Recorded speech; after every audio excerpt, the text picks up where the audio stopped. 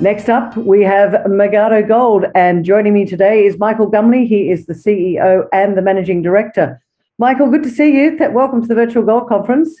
Yeah, thank you so much, Kerry. It's nice to see you again. Well, it's 6 months almost to the day since Megado Gold listed on the ASX. And ladies and gentlemen, the ASX code, write this down, is M for mother, MEG. And you guys are operating in Ethiopia. So first up, can you just give a quick overview of the project to our viewers and listeners? Yeah, of course. So we listed on the 27th of October last year. So we're at just over 6 months. And we're in Ethiopia, mostly in the south. We have a premium land position in southern Oromia with over 500 square kilometers there, and also a smaller tenement in the west. And we listed and we were drilling within a month. So I think what we've kind of done as a company, we had set ourselves up well, having had both knowing the country extremely well.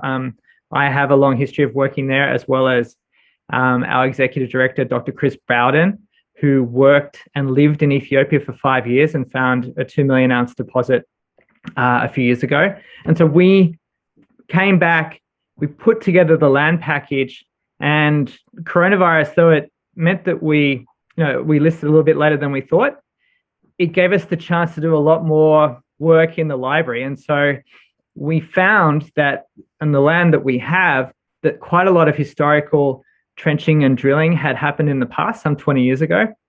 So that gave us some drill ready targets as soon as we had listed on the stock exchange. And so, we're ambitious and we're not wasting the money, but we're certainly not sitting on it either. And we really want to kind of prove our thesis that we're in the next gold district in Africa, if not the world. Wow, that's a big claim. I'm not afraid of it. Well, good to hear. And you said you know Ethiopia quite well. You've worked in Ethiopia. What's it like as a jurisdiction? Well, it's extremely friendly to mining, and the Prime Minister Abiy, had made mining one of its strategic industries. Since he's come to power a few years ago, he's kind of made Ethiopia a far more open a place to do business. There's a lot more foreign direct investment going in there.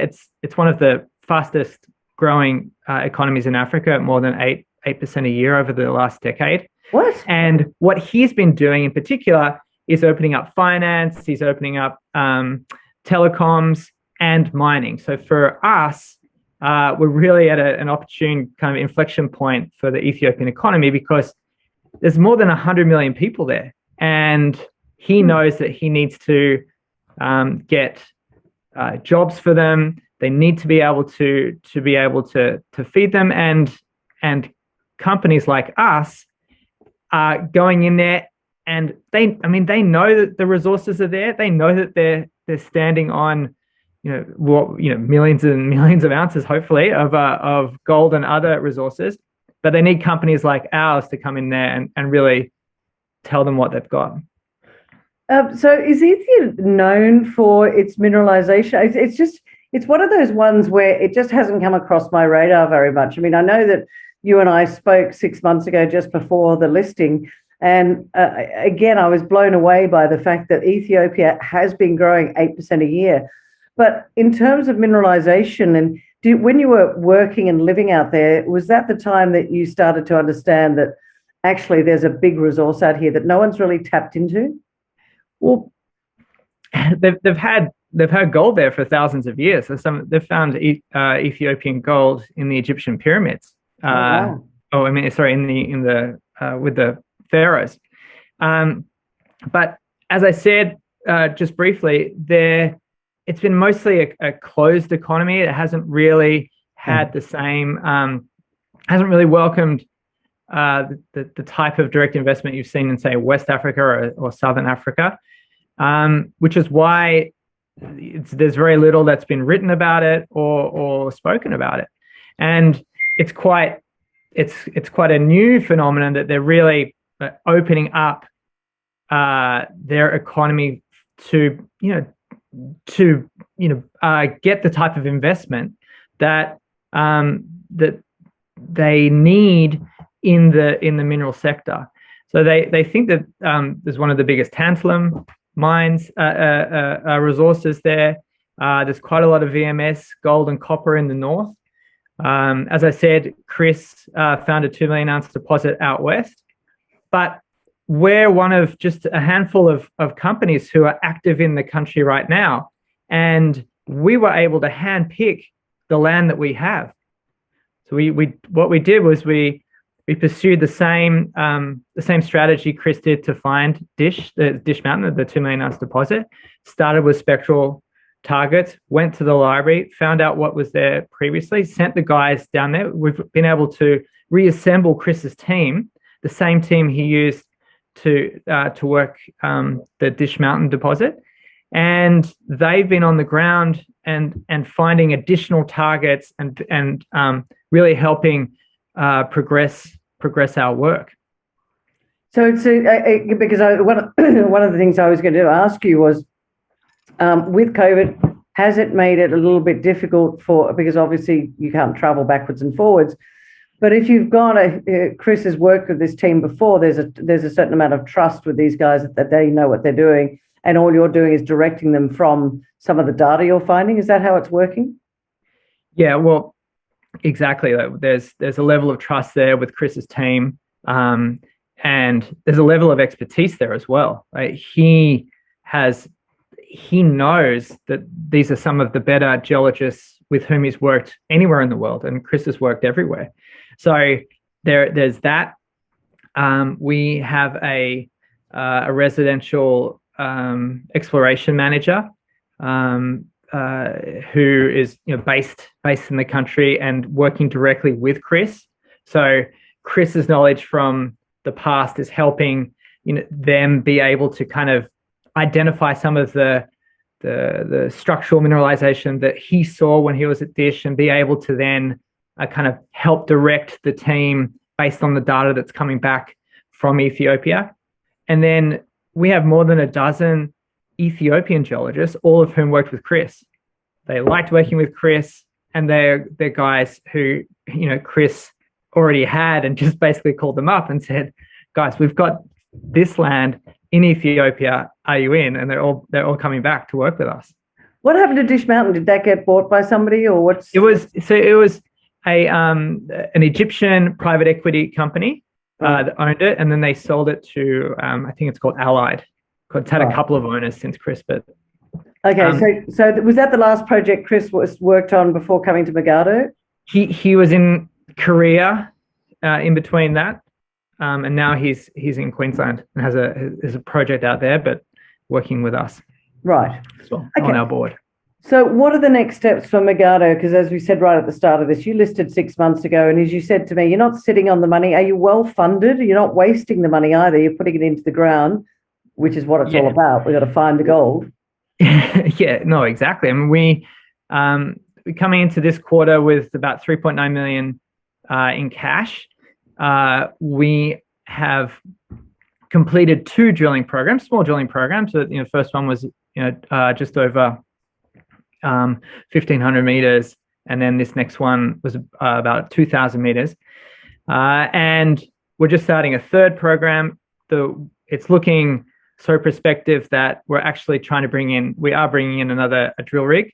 Do you have a second? Can I show you? Absolutely. Yeah. I'll just share my screen. We didn't really talk about this one when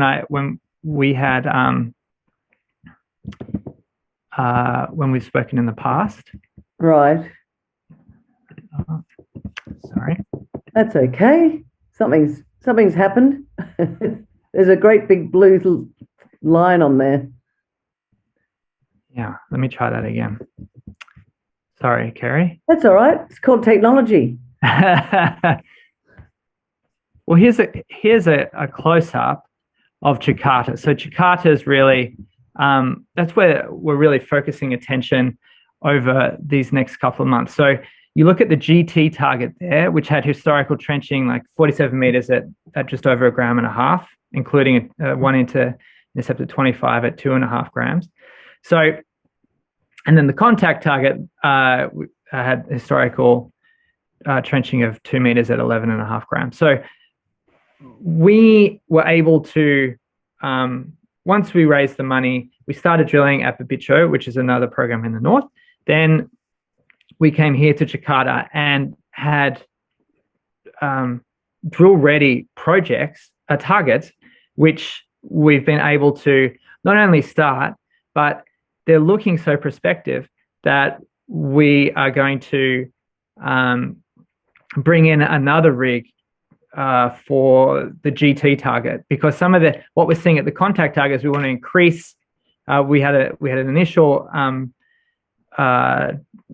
program of just over 1,500 meters. We want to double that, and we also want to bring in another rig for the GT target, because what they're seeing is visible copper.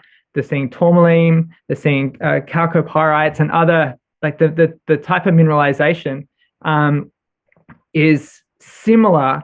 It's almost identical to what they had at Lega Dembi and Sakaro, which is just 5 kilometers to the north, and that produced 3 million ounces. Oh, okay. So we think that we're in the Point Piper of Ethiopian of this Ethiopian gold district, and we don't, as I said, we don't want to be sitting on the money. We really want to be putting it in the ground and learning about what we have. And we've got a team that's able to do it. We've got the technical expertise to be able to do it. And we're in an area where we really have strong community support. So we're set up well for the next quarter to really kind of advance activities quite aggressively and find out really what we're sitting on. And you mentioned before that you've done 2 small drill programs, one of 1,500 and another one of 2,000 meters.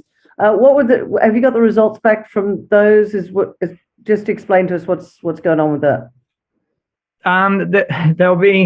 We expect to have a raft of results in May through Babicho.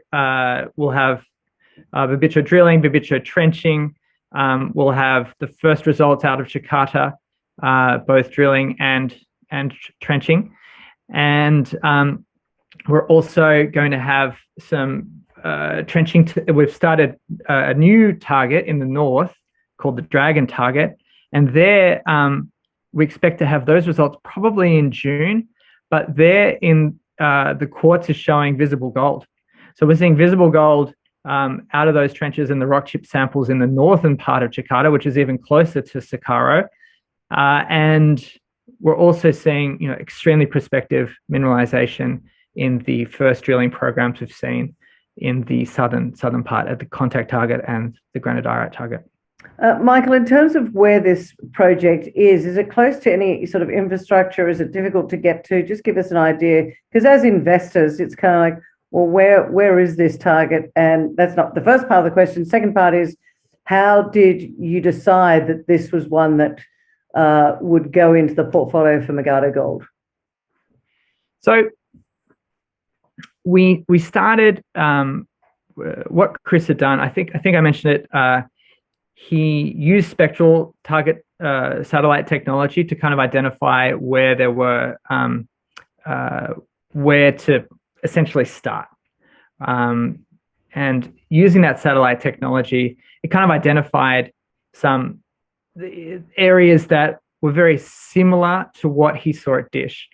And then what happened was there were an American company some 20 or just over 20 years ago that did some work there, and a lot of the results that what I just mentioned, they coincided with the spectral targets. So that told us where we should at least be trying to secure land. It so happened that the land was available, and with that, with that, we were able to quickly do the applications, secure the land, and then start work. So that's kind of how we handpicked it. And we started work at Babicho and Chikata, but we have other tenements as well where there hasn't been that same historical work to give us those drill-ready targets. However, there is, they have the similar spectral. What they're seeing with the satellite is very similar to what we have in Chikata and Babicho. Okay, so what can investors we've got a lot of people listening to this today, Michael. Plenty of companies out there, as you know. Yes. What do you think is the standout for Megado Gold? Why do you think right now is a really good time for investors to check out Megado Gold? I've thrown this one on him, ladies and gentlemen. There was no pre-planning. Poor bloke. No pre-planning. The reason that I would look at Megado Gold is because we're in an area where they've never really had modern exploration techniques applied to it. And yet everything that we have seen up until now is exactly what Chris expected to see. Right. So what he's been able to identify both where the land is, like where the spectral targets are, then go and send the team there and start the drilling program and what they're seeing as the rocks in the drill core, in the rocks coming out of the trenches and the like, is exactly what he predicted. And we have a team of experts on the ground who are able to execute this plan. So, and we have the money to be able to go and actually implement it. So why Megado? I say we've got premium land, we've got an expert team, and we've got a plan that we're executing it swiftly to prove Chris's thesis, and right now everything he said has come true. When you say Chris's thesis, if we could just wrap up with if you could just put it into a nice neat little ball, what is Chris's thesis? He found Dish Mountain, that was 2 million ounces. He's done it before. He thinks that Ethiopia is very, very prospective for metals, but specifically gold, does he? And his thesis is this on the same structure, or he just... Yeah, this is the next gold district. Right. Well, that was said with a lot of confidence. Yeah, I mean, but it's as simple as that. Like that's how bullish we are on the area. Every geologist who's gone down there has felt the same thing.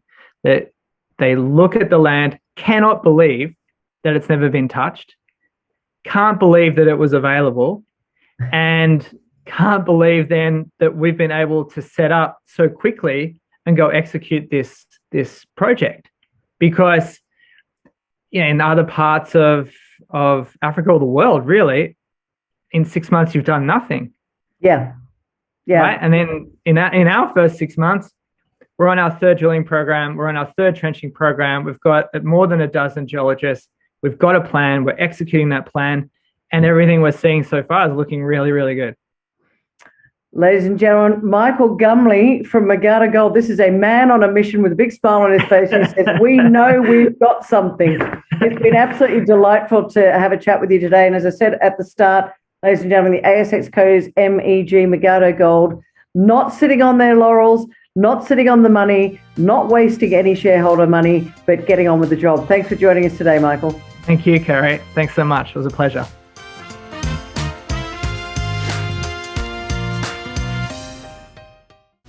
ABC Bullion, the Australian bullion company.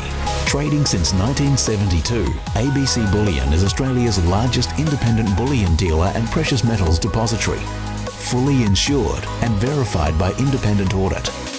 ABC Bullion offers a range of proprietary investment products and storage solutions and Australia's first gold and silver accumulation plan. ABC Bullion.